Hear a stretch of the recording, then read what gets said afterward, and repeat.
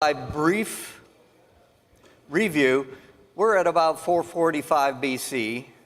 Ezra's been there in Jerusalem for about 13 years. Nehemiah approaches the king. It's a pretty dramatic setting where he's been for 4 months agonizing over the condition of the nation of Judah, the condition of the city of Jerusalem, and particularly the people who are in distress and reproach or shame. So it's burden on his heart. He goes to the king. He gets these letters of authorization. He gets military accompaniment for him to go and travel back to Jerusalem.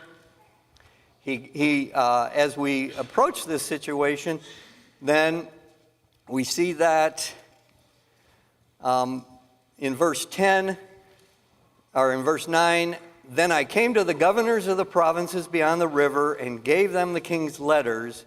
Now the king had sent with me officers of the army and horsemen. When Sanballat and the Horonite and Tobiah the Ammonite official heard about it, it was very displeasing to them that someone had come to seek the welfare of the sons of Israel." Okay? So the condition of the nation, of the people, they're in great distress and shame or reproach. Now, as we pick up in verse 11, "So I came to Jerusalem, was there for 3 days." Okay?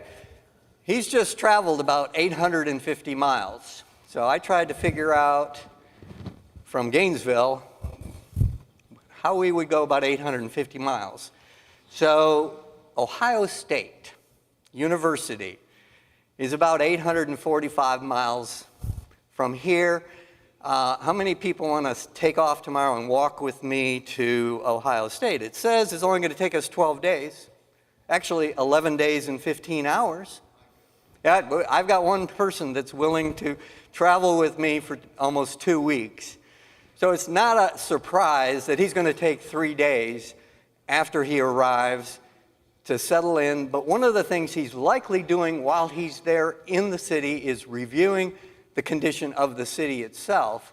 And then we find in the next verse where it picks up, "There for 3 days, and I arose in the night, I and a few men with me. I did not tell anyone what God was putting into my mind to do for Jerusalem." I think what's happening is, the way he puts that, God was putting in my mind, is as he's there, as he's looking around that city, he's evaluating what steps need to be done and how is this going to be accomplished. God is putting this information into his mind as he's reviewing this situation. "There were no animals with me except the one I was riding, so I went out at night by the valley gate in the direction of the Dragon's Well and on to the refuse gate, inspecting the walls of Jerusalem, which were broken down, and its gates, which were burned by fires. Then I passed on to the fountain gate and the king's pool, but there was no place for my mount to pass, so I went up at night by the ravine and inspected the wall." There's so much rubble in certain areas, he can't even make the complete circuit on the animal he's riding, but he does go up physically to inspect the wall. What's the condition of this area around Jerusalem? "So I went up at night by the ravine and inspected the wall. Then I entered the valley gate again and returned." Verse 16, "The officials did not know where I'd gone or what I had done, nor had I yet told the Jews, the priests, the nobles, the officials, or the rest who did the work." So God is putting in his mind what it is he's trying to do, what it is needs to be accomplished, and the manner in which it's going to be approached. But he hasn't disclosed to anyone. When he came to this territory, he had these letters which basically gave him passage into the region. He ultimately becomes the governor of Judah, but we don't know exactly when that takes place. It's not detailed in the scripture for us, but he does become governor. But at this point, he hasn't even approached these leaders, as it were, and I think it refers back to what God was putting in his mind. So now he's there, he's done this evaluation, then he approaches and says to them, "You see the bad situation we are in? That Jerusalem is desolate and its gates are burned by fire? Come, let us rebuild the wall of Jerusalem so that we will no longer be a reproach." I told them how the hand of my God had been favorable to me, and also about the king's words which he had spoken to me. The king's words that we have recorded here don't really give us a lot of information there. They say, why are you sad? And what would you like to do? What would be your request? And how long are you going to be gone? My sense is that obviously the king had more encouragement to impart to Nehemiah, because now he's sharing that with the people. That there's something in the words of the king that we don't have in the scripture, but he has that. He's sharing that with the people there. Then they said, "Let us arise and build." So they put their hands to the good work. Now, the wall. The wall had different meanings for different people. Now, if we think back just a short while to 2016 and 2017, there was a significant controversy about a wall. And a lot of the reason that we're going to have conflict is how we approach that particular thing, what we're thinking in terms of the wall. There's going to be a group of people that think, we want to be a nation of law and order, and we don't want chaos to rule in our lives. And if you're approaching the question of a wall with that position, you're likely to say, yeah, we probably need a wall to make it easier for us to enforce our laws. Now you've got another group of people who might think, this is really just a prejudicial measure to prevent certain ethnic groups from coming into this nation. And if that's how you approach the question of the wall, then you're likely to say, no, this wall is not a good idea. Well, this wall in Jerusalem had represented different things to the parties that we're talking about here.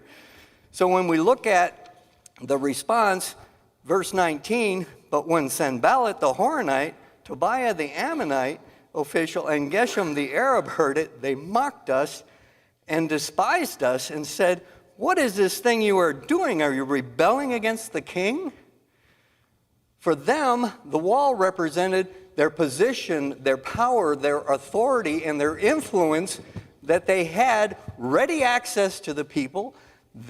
And the condition of the city, the condition of the wall, was a reflection of this distress that the people were in and the shame. This wall for the nation of Israel would represent a moral flourishing if it was there, if it was intact. The nation of Israel was supposed to be a light to the nations. It was supposed to be something that was attractive, that the other nations would look at the nation of Israel flourishing under God's blessing and be a light, and all nations would be drawn unto them. But the fact that it's not there, that the wall is missing, the city's in ruins, is a source of reproach and shame. For Tobiah and those people, the wall being back and restored is going to compromise their position of authority. Their ability to have the influence that they've had for many years over this nation, that as long as they're staying in this state of disrepair, then they're still in distress and they're still in shame.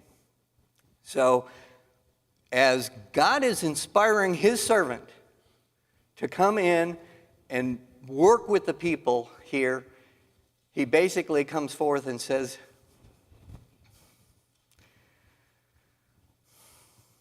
You see the situation, the bad situation we are in? Nehemiah has put himself right in there. This nation is in a bad situation, and then he gets a favorable response to us. The question that's, and again, don't know exactly how Sanballat the Horonite and Tobiah the Ammonite are communicating to Nehemiah, but obviously Nehemiah hears what they're saying and he has a response for them. Verse 20, so I answered them and said to them, the God of heaven will give us success. Therefore, we, his servants, will arise and build. But you have no portion or right or memorial in Jerusalem. He takes a strong position. The challenge that's coming from these officials outside is, are you rebelling against the king? He doesn't respond to that question whatsoever. Nehemiah knows that the king has already given him authority to do what he's doing and actually provided some resources to do that. He goes right to the ultimate authority and says, the God of heaven will give us success. And so Nehemiah, I have this sense that every time that Nehemiah is about to face a circumstance, he probably shoots up a little prayer to God, just like he did as he came before the king. Okay, God, what do I do now? How many of you do that? You're facing a difficult circumstance, and, I don't know how many times I've just said under my breath, God, you're going to have to carry me through this one. You're going to have to help me on this one. I found myself in circumstances where, all right, I may be in physical danger. I actually was trying to raise a speaker to a slightly higher position than this in a lift, and the thing's huge and heavy, and I've extended myself to the point where I think I'm going to drop the speaker, and it's huge, or I'm going to fall. And instead of doing the prayer before I started going up in the lift, I'm up there like this, going, God, you're going to have to carry me through this one. But that's the reality of the circumstance is he is listening to God. God is putting in his mind what it is he wants to have done. And so his response is immediately to go and say, God is going to give us success here. And what does that do for the followers? Oh, no question about it.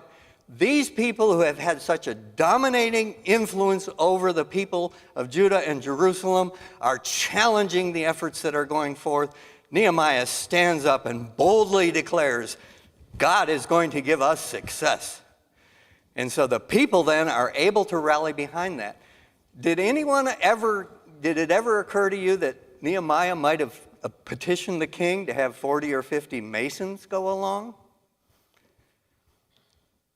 Why wouldn't he do that? I mean, you have professional, skilled people that are coming along, and they're going to be able to really get this work going. When we look at the list in chapter 3 of the people that are participating, we got goldsmiths and perfumers and merchants and officials. Why not get the right skilled masons? They're probably available. The king seemed amenable to help in the situation. What would be the advantage to having all these lay people who weren't experienced necessarily in building walls do the work?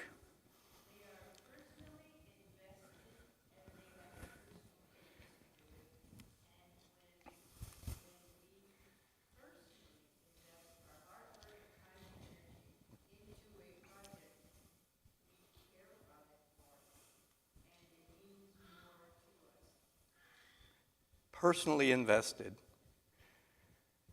It becomes, I don't know how many of you people have experienced, we haven't had a few for the last few years of VBS here, but it's absolutely wonderful to see all the people that rally together and work together and have this joy of participation, of encouraging one another and supporting one another and decorating and going through the work together, and it unifies them as a body. It brings them together so that they then have a greater sense of affinity for one another, for the work of the church, for what we're trying to do in promoting the gospel. And so as Nehemiah approaches these people and he's stirring them up in order for them to take this position, let's arise and build, then they're going to do it. And granted, the wall may not be the perfect wall that a group of masons might have put together, but what it is that we're not just building a wall, we're building a people, we're building a nation, we're getting these people unified in an effort in order to once again eliminate the distress and the shame. Now, chapter 3. Then Eliashib the high priest arose with his brothers, the priests, and built the sheep gate. They consecrated it, hung its doors. They consecrated the wall to the Tower of the 100 and the Tower of Hananel. Next to him, the men of Jericho built, and next to them, Zachar, the son of Imri, built. We're not going to go through all these names. Whew. I don't have to pronounce them. You don't necessarily have to listen to them. As you contemplate this particular book, it was really written to the people of that era, of that age, and those names would be significant to them. Oh, I know that family. I know those people. That was an important part of our history. They were united. But as we go through there, we have next to that reference 16 times in here. So what happens in this particular section of the scripture is one of those departures from chronology.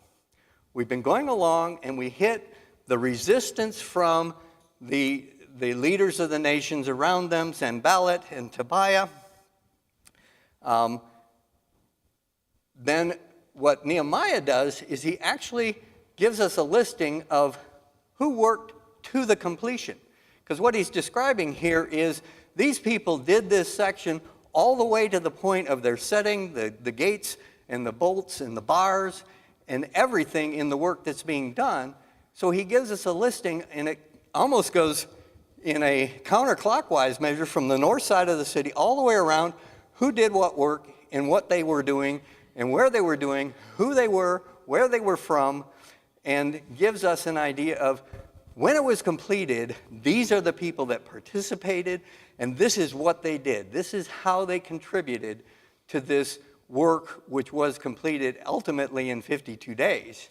When we go back to the first verse of chapter 4, it's actually like a reiteration of the last verse of chapter 2, which basically is Tobiah and verse 4. Now it came about that when Tobiah and Sanballat heard that we were rebuilding the wall, he became furious and very angry and mocked the rebuilding of the wall, and mocked the Jews. Okay?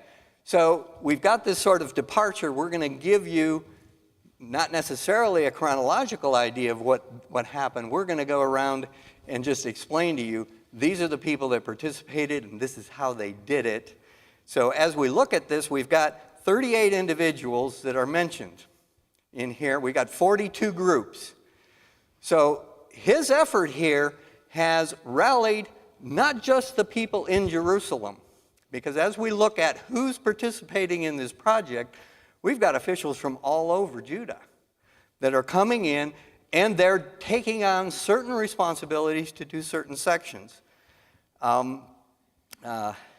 We've got all these 16 times where it says next to, we've got the details of what's happening as this wall is being rebuilt around the thing.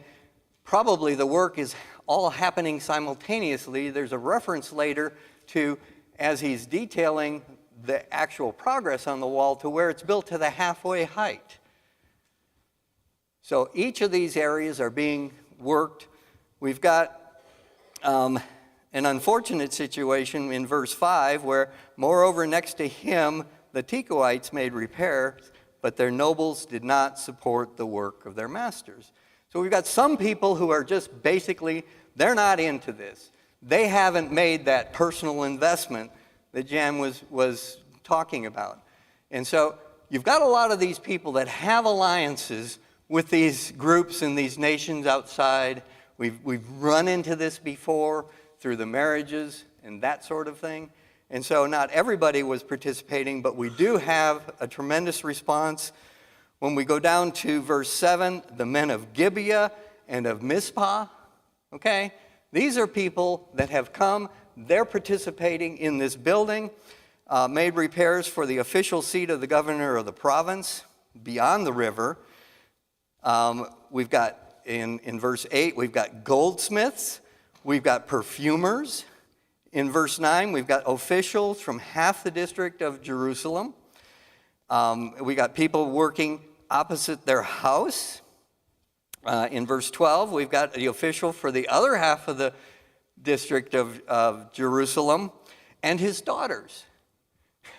All right, we've got family participation. We've got these people that have invested themselves in what God is doing in order to try to rebuild this nation. And it's not just about building a wall. It's about building a nation. We've got somebody rebuilding the wall by the refuse gate.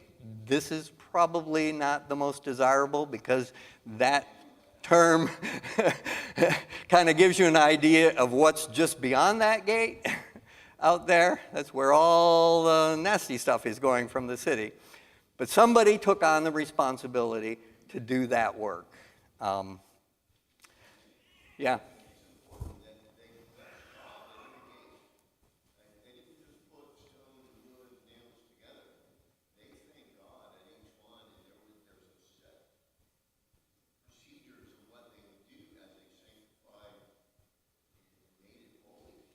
Yes? Thank you. Verse 15, the official of the district of Mizpah. Verse 16, the official of the district of Beth-zur. Verse 17, the Levites. Verse 17, the officials for half the district of Keilah. Verse 18, official for the other half of the district of Keilah. Verse 19, another official from Mizpah. Verse 22, the priests, the men of the valley. We've got people working in 23 in front of their house and then beside his house. In verse 26, we've got the temple servants. In verse 27, the Tekoites. It sounds like they've done 2 repairs, that they've made a double effort here because we heard them referenced earlier. Verse 28, the priests carried out repairs, each in front of his own house. These then are living close to the wall. In verse 30, we've got a couple others building in front of their house. In verse 31, we've got goldsmiths carrying out. And in verse 32, we've got goldsmiths and merchants. So these are people that basically have lives. They have responsibility. Many of them are not in the city necessarily. They've come, they've committed to the work. They've devoted themselves to this work, and whole families. I love the fact that it mentions that he and his daughters are working on this gate together. And so there's more to this than just building a gate. And again, anytime that we find ourselves in a situation that we're stepping out and we're going to follow after what God has called us to do, we need to anticipate that we're going to find some resistance. There is an enemy that does not want God to succeed. There was an enemy that was continually trying to foil the efforts of God in order to create this nation, which was supposed to be this shining light, and they kept failing in order to fulfill their destiny. But the enemy is basically going to challenge anything that we attempt to do, which would bring glory unto God. And it's the same way for this effort that's going on here. So in in chapter 4, verse 1, now it came about when Sanballat heard that we were rebuilding the wall, he became furious and very angry and mocked the Jews. Now, the reference there before, at the end of chapter 2, are you rebelling against the king? What are you doing? He spoke, back to chapter 4, he spoke in the presence of his brothers and of the wealthy men of Samaria. Okay, these are the people that are going to be most dramatically impacted by the fact that this nation is now being restored. This nation is no longer going to be cowering under the influence of those neighbors that have dominated them. And once again, the efforts that they're going to make are going to try to reinforce that concept of shame. What are these feeble Jews doing? Are they going to restore it themselves? Can they offer sacrifices? Can they finish in a day? Can they revive the stones from the dusty rubble, the burned ones? Now Tobiah the Ammonite was near him and said, even what they are building, if a fox should jump on it, he would break the stone wall down. They're trying to key into the shame of the people. And that's one of the enemy's key tricks. I had a friend who had the unfortunate circumstance of becoming addicted to pornography. And he was so shameful that he wouldn't share that reality with anyone, and he wouldn't share it with his wife, he wouldn't share it with his priest, his pastor, he wouldn't share it with his closest friend for years, and he agonized over this circumstance, and the enemy used shame after shame. I just can't tell anyone because I'm so ashamed of my circumstance, of what my life is like. I cannot say this, I cannot confess this to anyone. And that was the enemy using shame to basically prevent him from healing. When he did finally acknowledge and seek help, he realized that God was able to forgive him. And God was able to give him the strength to overcome the addiction. And he actually became a witness for people who had similar difficulties in their life. But shame oftentimes will prevent us from freeing ourselves from the burden of sin because we're afraid to admit that we have this problem. And so as we look at what's happening here, doesn't this sound like they're keying in on the shame?